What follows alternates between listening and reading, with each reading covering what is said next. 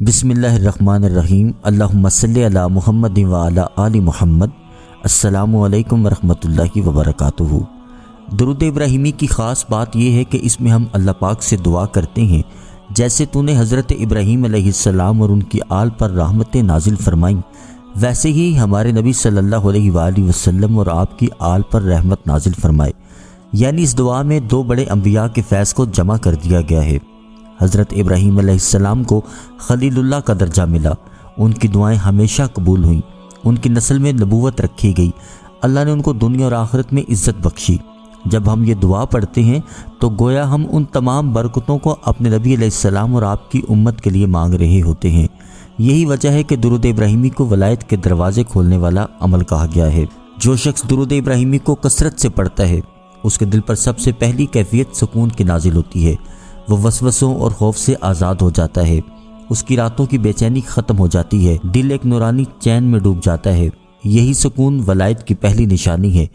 ولی وہی ہوتا ہے جو اللہ کے ذکر میں سکون پاتا ہے۔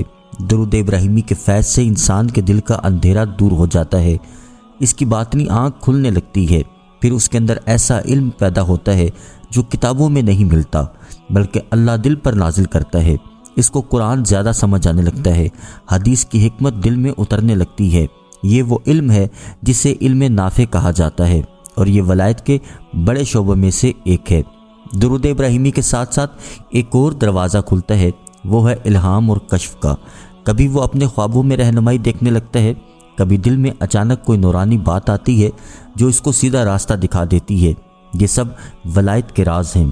سب سے بڑھ کر یہ کہ درود پڑھنے والے کی دعائیں قبول ہونا شروع ہو جاتی ہیں، اس کی زبان میں تاثیر پیدا ہو جاتی ہے، وہ کسی کے لیے خیر کی دعا کرے تو وہ قبول ہو جاتی ہے۔ یہ ولایت کی بڑی نشانی میں سے ایک نشانی ہے کہ اللہ اپنے دوست کی دعا کو رد نہیں کرتا۔ درود ابراہیمی پڑھنے والا انسان باطنی قوت بھی پاتا ہے، وہ شیطان کے وسوسوں سے لڑنے والا مجاہد بن جاتا ہے، گناہوں کی زنجیریں ٹوٹ جاتی ہیں، دل میں اللہ کی محبت پیدا ہو جاتی ہے۔ سب سے بڑی بات ہے اس کے دل میں محبت رسول پاک صلی اللہ علیہ وآلہ وسلم پیدا ہوتی ہے۔ یہی محبت اصل ولایت ہے۔ جو شخص عشق مصطفیٰ صلی اللہ علیہ وآلہ وسلم سے خالی ہے وہ ولی نہیں ہو سکتا، اور درود ابراہیمی دل میں عشق مصطفیٰ صلی اللہ علیہ وآلہ وسلم کو روشن کرتا ہے۔ وہ دل جو پہلے سخت اور اندھیرے میں تھا وہ ایک چراغ بن جاتا ہے جس سے نور پھیلتا ہے۔ ولایت رازوں سے بھرا ایک پورا نظام ہے جس کے اندر انوکھے نظام کام کر رہے ہیں۔ ولایت کے لیے ہمارا نظریہ ہے کہ یہ چلوں سے حاصل ہوتی ہے، لیکن ایسا نہیں۔ رب جس کے بارے میں ارادہ کر لے یا اس سے اس کے کسی عمل کی وجہ سے راضی ہو جائے اسے ولایت عطا کر دیتا ہے۔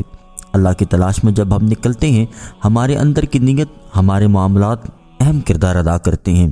اللہ کی دوستی کے لیے دل کا پاک اور صاف ہونا ضروری ہے۔ اگر ہمارے دل کے اندر کینہ، بغض، حسد اور انتقام کی آگ ہے اور ہم اللہ کو پانا چاہیں تو چاہے ہزاروں سال عبادت ریاضت کرتے رہیں اللہ کو نہیں پا سکیں گے۔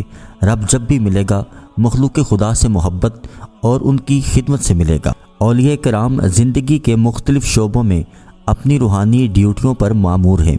ان کی ذات سے مخلوق خدا کو نفع ہو رہا ہے، ان کی ذات سے مخلوق خدا کو رہنمائی مل رہی ہے۔ اولیاء اللہ مختلف روپ دھار کر مخلوق خدا تک عشق کا پیغام، محبت کا پیغام پہنچانے کی ڈیوٹی دے رہے ہیں، اور ساتھ روحانی سسٹم میں رات کی تنہائیوں میں ملاقاتوں کا سلسلہ بھی جاری رکھے ہوئے۔ ولایت کا راز مخلوق خدا کی خدمت ہے۔ ہم یہ سمجھتے ہیں کہ صرف تسبیحات پڑھنے سے بندہ ولی اللہ بن سکتا ہے، ایسا نہیں ہے۔ اگر ہمارا دل اندر سے کالا ہے، ہمارے دل میں بغض، حسد، کینہ ہے، صرف تسبیح پھیرتے جائیں اور اپنا رخ سیدھا نہ کریں تو یہ کیسے ممکن ہے کہ فیض کا چشمہ ہمارے اندر پھوٹے؟ اللہ کے نظام کو سمجھنے کے لیے اس کی حکمت پر ہمیں تدبر کرنا ہوگا، ہمیں غور کرنا ہوگا۔ رب کی عبادت کرنے والے اربوں کھربوں فرشتے موجود ہیں، وہ رب کسی کی عبادت کا محتاج نہیں۔ ہم زور لگاتے ہیں کہ زیادہ سے زیادہ عبادت کر کے ولایت کو پالیں، جبکہ ہمیں مخلوق خدا کی خدمت کا پہلو بھی سامنے رکھنا ہے۔ ہمیں ایسا کوئی عمل نہیں کرنا جو اللہ اور اس کے رسول صلی اللہ علیہ وآلہ وسلم کے خلاف ہو۔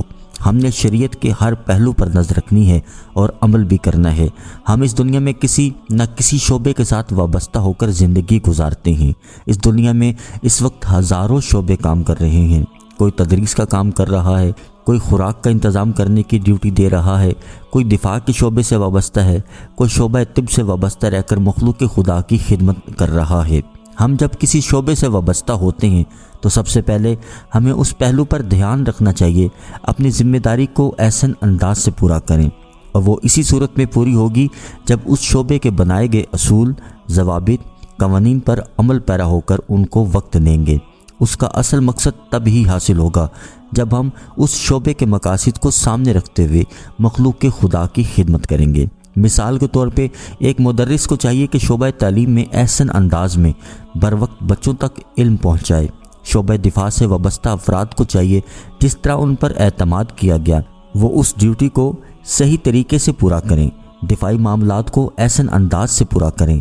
جب ہم بروقت اپنی ڈیوٹی سر انجام نہیں دیتے تو بے برکتی ہمارے ساتھ آ جاتی ہے، ہم ڈیوٹی میں کوتاہی کر کر مشکوک مال کماتے ہیں۔ بعض اوقات ہماری ذات سے مخلوق کے خدا پر ظلم ہو رہا ہوتا ہے اور یہ سراسر گھاٹے کا سودا ہوتا ہے۔ سارا دن ہم مخلوق کے خدا پر ظلم کرتے ہیں اور رات کو ہم تسبیح لے کر بیٹھ جاتے ہیں اس گمان کے ساتھ کہ ہم پر انوارات کی بارش ہوگی، تو یہ سراسر غلط ہے، ایسا کچھ نہیں ہوگا۔ تسبیح بھی کریں اور ساتھ ساتھ مخلوق کے خدا کے حقوق کا خیال بھی کریں۔ حقوق العباد اور حقوق اللہ دونوں شعبوں میں ڈیوٹی صحیح انداز میں سر انجام دیں تو فیض ملے گا، برکتیں بھی ملیں گی، تسبیح کی تاثیر بھی ملے گی۔ عبادت کے ساتھ ساتھ ہمیں معاملات پر بھی نظر رکھنی ہے، اسی صورت میں ہم فیض اور برکات حاصل کر سکیں گے۔ درود ابراہیمی ایک ایسی روحانی کنجی ہے جو نہ صرف دلوں کو سکون عطا کرتی ہے بلکہ ولایت کے دروازے بھی کھولتی ہے۔ یہ درود پاک محض الفاظ نہیں ہے بلکہ ایک نورانی راز ہے جو پڑھنے والے کو روحانی قوت، باطنی سکون اور اللہ کی خاص رحمتوں سے جوڑ دیتا ہے۔ یاد رکھیے گا، ولایت کے شعبے آسانی سے نصیب نہیں ہوتے، مگر درود ابراہیمی ایک ایسا راستہ ہے جو انسان کو اللہ اور رسول اللہ صلی اللہ علیہ وآلہ وسلم کے قریب لے جاتا ہے۔ اگر آپ بھی چاہتے ہیں کہ آپ کی زندگی نور، رحمت اور ولایت کے رنگوں سے بھر جائے تو درود ابراہیمی کو اپنی زبان، دل اور عمل کا حصہ بنائیے۔ یقین جانیے یہی وہ راستہ ہے جو ہمیں دنیا اور آخرت دونوں میں سرخرو کرے گا، اور اس کے ساتھ ساتھ مخلوق کے خدا کی خدمت کریں۔ آپ کی میری وجہ سے کسی کی دل آزاری نہ ہو، کسی کے لیے ہم اپنے دل میں بغض، حسد، کینہ، نفرت یا انتقام کی آگ نہ رکھیں۔ ہمیشہ لوگوں کی خدمت کریں۔ اپنی ڈیوٹی ہم جو بھی ادا کر رہے ہیں، کوئی کسی شعبے میں ہے، جس بھی شعبے سے آپ کا تعلق ہے، اس شعبے میں جو آپ کا ڈیوٹی ٹائم ہے اس کو پورا ادا کریں۔ اس پورے ٹائم میں مکمل اچھے طریقے سے اس کام کو سر انجام دیں۔ رزق حلال کمائیں، مشکوک مال سے بچیں۔ انشاءاللہ درود پاک کی کثرت کریں اور ساتھ ان چیزوں پر عمل کریں۔ انشاءاللہ اللہ کریم ولایت عطا فرما دیتا ہے۔ اللہ کریم آپ کو، مجھے، ہم سب کو ان تمام چیزوں پر، خاص طور پر حقوق العباد پر عمل کرنے کی توفیق عطا فرمائے۔